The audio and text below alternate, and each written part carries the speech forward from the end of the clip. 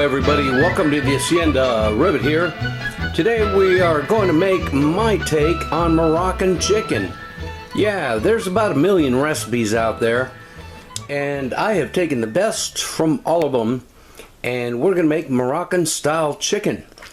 You can see the plethora of spices and seasonings because we have to marinate the chicken overnight. We have olive oil, cumin, ground ginger, salt and pepper, oregano, coriander. This is plastic lemon juice. We are going to utilize real lemons in the cooking tomorrow. The recipe calls for turmeric. I do not have any, but I had bijol. So that's going to add a nice colorant and flavor. So let me go ahead and skin the chicken. We're going to utilize bone-in chicken, and let's get marinating. Alright, so I peeled off the skin off these bone-in chicken breasts because we don't want the skin because it's going to get rubbery during the cooking process. But we do want the bone in because that's going to add a lot of flavor.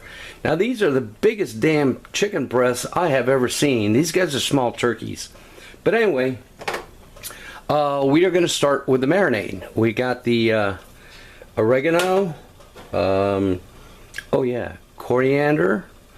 That smells so good. Salt and pepper. In this case I'm using kosher salt, not sea salt, as I usually do. Cumin. Yeah. Sometimes cumin smells so good, other times it smells like the armpit of an Ethiopian goat herder. Ooh, ground ginger. Yeah. Okay. Now the recipes call for turmeric, but I didn't have it, so in a pinch I'm using bijol, and that's the Latin American, Puerto Rican thing, but it just gives it a good color. Then we got this much plastic lemon juice, and where's the olive oil? Ah, yeah, it's here behind me. We have Coriander from Crete olive oil, and we're going to put a nice generous amount. Okay, so now I'm going to get my hands in there, and we're going to rub the chicken. Join me in a little bit. So here's the chicken, nicely marinated. I wish I could have used a different bowl so you could see the difference in the color. But this was the biggest, widest bowl we had in the house, a wooden salad bowl. But anyway, it smells really good. Let's get it inside Ziploc bags. Alright, so now we got the chicken in a 2.5 gallon storage bag. And it is going into a pan and into the fridge till tomorrow. And then we're going to cook it. So join me tomorrow. Alright everybody, through the miracle of time, it is now tomorrow, and over a large pot with some olive oil, we are going to start to cook 4 large sweet onions. Okay, we want to cook them for a little while, stirring them until they start to soften. Right, so now the onions have softened. They have been in here covered, almost 15 minutes. Okay, so now we are going to add the spices. Now, all the spices will be in the notes below. So, this is Ceylon cinnamon stick. So you can check the notes below and find out exactly the quantities and what the heck it is we're putting in. Now these are herb ox chicken bouillon powder. I thought we had better than bouillon in the fridge, but we didn't. We got every other flavor except the chicken, so luckily I found these in the cupboard and I don't have to go out and buy some. And what we got here is some saffron, and we're going to add all that in there too. These are nice little containers. Okay, what else do we need? Oh, the cheaters garlic, need that. You can use whole garlic. I was going to use about 4 teeth, but I'm making this simple style.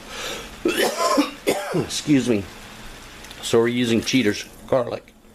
Alright, so we mix it in well. I've turned the heat to medium high. It's coming to a boil. Now we're going to add the humongous chicken breasts that have been marinating all night. And we're just going to put them on top just like that. Alright, so they're all nestled in. We've brought this up to a boil. Now we're going to cover it and reduce it to simmer and cook it for 1 hour. Alright, the chicken has temped out at 165 Fahrenheit, so it's cooked. So now what we're going to do, Jesus, these things are huge. We're going to put them in a roasting pan, cover them with foil, and set them in the oven to keep warm. Now we're turning up the heat to medium high, and to that we want to boil off some of that liquid. We're going to add lemons and mix those in, and to that we have some oil cured olives that we're going to add to that as well. And let's mix that up, and we're just going to boil it until the liquid reduces. Alright, 20 minutes in, the sauce is thickened up nicely. Now we're going to add the chicken back in there, let it reheat for about 5-10 minutes, and let's plate it up. And here we have a plate of deliciously saucy steaming chicken, and let's go ahead and try it. Alright, we got a knife and a fork. Let's cut into this baby. I originally wanted to have thighs, but the store was completely out of chicken thighs, none to be had. So I settled in for these giganticus chicken breasts. So let's try it.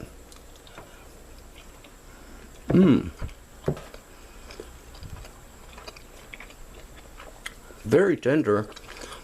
That sauce is delightful. I will say breast meat is never going to be as moist as thighs or legs, but it's good. The marinade was very nice. Next time I'm going with thighs. I would recommend you use that. The sauce, my gosh, it's marvelous. Let's try this.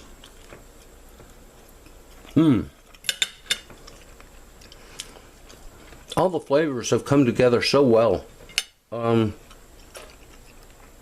I can't pick out a single one. Not the saffron, not the garlic, not the oregano. It's all just a dance of flavors. I do detect a little bit of lemon, which is good. And olives and lemon are a hallmark of Moroccan cooking. This sauce is absolutely delightful. Let's try the onion.